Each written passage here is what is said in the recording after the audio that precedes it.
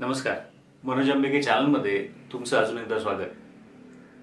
सर्वप्रथम परीक्षा देणाऱ्या मुलांना आणि त्याच्या आईवडिलांना मनापासून शुभेच्छा.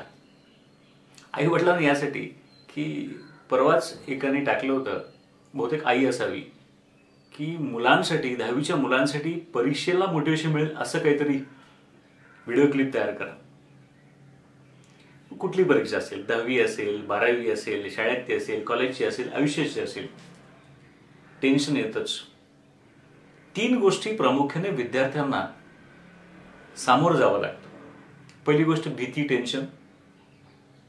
दुसरी गोष्ट परीक्षेच्या काळात येणारी झोप. आणि तिसरी गोष्ट अभ्यास करून सुद्धा अनेक वेळेला आयत्या वेळेस म्हणजे पेपर लिहिताना आठवत नाही. आज या तिन्ही गोष्टींना काय समाधान आहे, काय सोल्युशन आहे, काय टेक्निक आपण बघणार आहोत.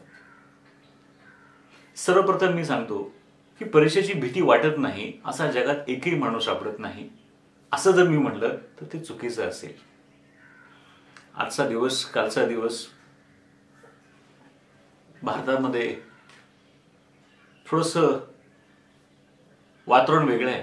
भारताच्या एका वैमानिकाला काल पाकिस्तानच्या लोकांनी पकडले. तुम्ही जर त्याचे फोटो बघितले असतील, त्याचे पहिले फोटो मी जे बघितले तर त्या पहिल्या फोटोत काय दिसलं की त्याच्या जवळपास आजूबाजूने 4-5 राक्षस उभे राहावेत तसे पाकिस्तानी उभे आहेत, पाकिस्तानी सोल्जर उभे आहेत. आणि त्यात हा कॅमेऱ्याकडे बघतोय, त्याच्या डोळ्यात कुठली भीती नाहीये. आयुष्याची परीक्षा सामोरी जातोय. आपण तर शाळा कॉलेजच्या परीक्षा देतो, हा आयुष्याची परीक्षा देतोय. तिथं लढा जीवन मरणाची आहे, समोर शत्रूच आहे. त्यांच्या ताब्यात गेल्यानंतर सुद्धा पहिल्या फोटोत सुद्धा त्याच्या डोळ्यात भीती नाही आहे. उलट कॉन्फिडेंटली फोटो काढणाऱ्याकडे तो बघतोय. मग पुढे बोलताना तर तुम्ही त्याच्या डोळ्यातला कॉन्फिडन्स बघितलाच असेल. तो जर तिथे आयुष्याच्या परीक्षेत इतका आत्मविश्वास सामोरं जाऊ शकतो, इतका आत्मविश्वासाने पुढे जाऊ शकतो, तर आपली परीक्षा ही तर जीवनाची परीक्षा नाही. आणि दुसरी गोष्ट मी नेहमी सांगतो की तुम्हाला टेन्शन हे पाहिजेच, थोडं टेन्शन पाहिजेच. आता कुठलाही तुम्ही पेन घ्या. आता पेन जेव्हा तुम्ही घेता, बॉलपेन जेव्हा घेता, बॉलपेन टिक टिक करता तेव्हा तो ऑन ऑफ होतो, चालू बंद होतो ना. का चालू बंद होतो? त्याचं कारण काय की त्या बॉलपेनच्या आतमध्ये एक स्प्रिंग असते. आता मला सांगा, ह्या स्प्रिंगमुळे हा बॉलपेन ऑन होतो हे तर माहिती, ऑफ होतो हे माहिती, चालू बंद होते हे माहिती. त्या स्प्रिंगचं टेन्शन काढून टाका, काय होईल? बॉलपेन काम नाही करणार. म्हणजे त्या स्प्रिंगचं टेन्शन हे आवश्यक आहे. टेन्शन नसेल तर उलट त्या स्प्रिंगचा उपयोग होणार नाही. त्या स्प्रिंगला मुद्दाम टेन्शन दिलं जातं. परीक्षा देताना आपल्याला टेन्शन येत असेल तर स्वतःला सांगा ही चांगली गोष्ट आहे. टेन्शन आहे म्हणून अभ्यास करतो. ज्यांना टेन्शन नाही ते अभ्यास करतील का? हे आवश्यक आहे. हा, आता एका लिमिटच्या पुढे टेन्शन जाऊन देऊ नये ही काळजी आपण नक्की घेऊ. ती कशी घ्यायची आपण बघू. सगळ्यात पहिल्यांदा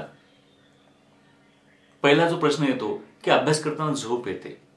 आता झोप याचं कारण काय की अनेक वेळेला अर्धा तास, 1 तास, 2 तास, 3 तास, 4 तास एका जागी बसल्यामुळे शरीराची हालचाल होत नाही. आणि हालचाल न झाल्यामुळे अनेकदा झोप येते. झोपेला अजूनही कारण आहेत, अनेक कारण आहेत. पण तर सगळ्यात महत्वाचं कारण आपली फारशी हालचाल होत नाही. एक चांगली टेक्निक मी सांगतो. दर अर्धा तासाने, दर पाऊण तासाने, 1 तासाने आपल्या जागेवरून उठा आणि चालायला सुरुवात करा. थोडंसं चालून या. तुम्ही थोडं चालून याल ना, तुमची झोप जाईल. किंवा बाजूला एक पाण्याचा ग्लास ठेवा, एक घोट पाणी प्या. काहीतरी चॉकलेट किंवा असं गोष्ट तोंडात टाका, बघा तुमची झोप पटकन जाईल. ड्रायव्हिंग करताना मी कायम सांगतो, जर ड्रायव्हरला झोप येत असेल ना, त्याला एक चॉकलेट खायला द्या, गोळी खायला द्या. गोळी तोंडात ठेवली की आपोआप झोप जाते. आणि दुसरी गोष्ट, झोपेचं अजून एक कारण काय, अनेक वेळेला आपण जेवणाचा वापर किंवा जेवण जास्त केलं तर नाही ना हे चेक करा. खरं तर परीक्षेच्या वेळेत किती जेवलं पाहिजे? अतिशय आवश्यक तेवढंच जेवलं पाहिजे. आणि तिसरी गोष्ट, ज्यावेळेस तुम्ही परीक्षा देऊन परत याल, उद्याच्या पेपरची तयारी करायची, 2-3 दिवसांनी पेपर आहे, तर परीक्षेवरून आल्या आल्या पहिली गोष्ट लगेच अर्धा 1 तास झोप काढून टाका. म्हणजे तुमचा झोपेचा कोटा कंप्लीट होईल आणि मग पुढे जा. मग आता प्रश्न, टेन्शन आहे, या टेन्शनचं काय करायचं? टेन्शन कसलं आहे?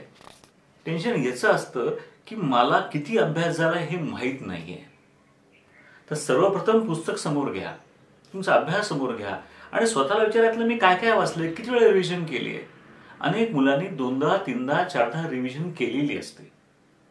तेव्हा स्वतःला सांगा की मला हे येतंय, मला हे येतंय, मला तुम्हाला जेव्हा काय येतंय इकडे बघताना हे तर मला येतंय, हे पण मला येतंय, हे पण मला येतंय. आता एवढाच भाग राहिलाय.